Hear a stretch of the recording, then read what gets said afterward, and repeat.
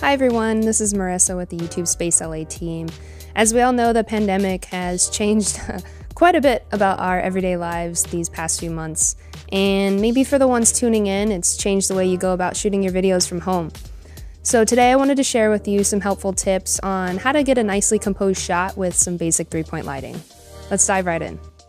So first I want to break down what's happening in this photo.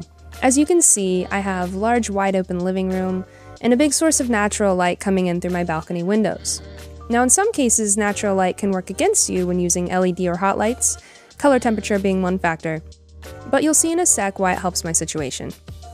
Also take note of my couch placement. It's away from the wall, which creates a sense of depth for your shot and will help to avoid shadows you may get from your key light.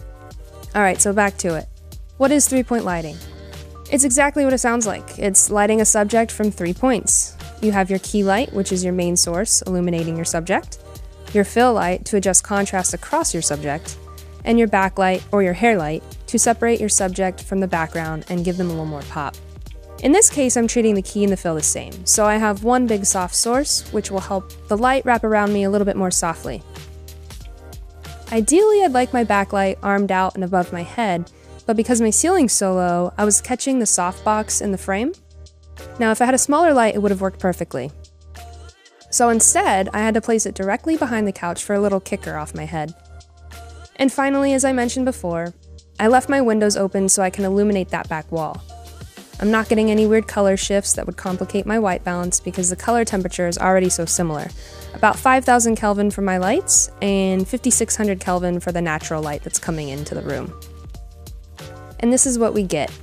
I have soft, even lighting on the subject, and the background wall is getting a nice gradient from the window, but not overpowering the brightness of the subject in the foreground. Some things to keep in mind. Pay attention to your set dressing. If done right, you end up with a nice composition. Keep it simple, keep it clean, and keep it organized. If you're trying to do too much, it becomes distracting and will take the attention away from the subject. In this case, I was trying to balance out the shot with the items in the background as well. Watch for color relationships throughout your frame. They should complement each other. Too many colors or clashing colors can be very distracting. Wardrobe included. I wanted to find a color that worked with everything around me, but at the same time worked with my skin tone.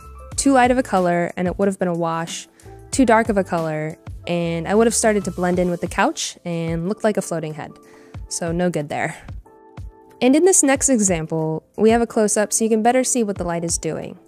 If I wanted more shape and contrast to my face, I would play a little bit more with my key and the fill.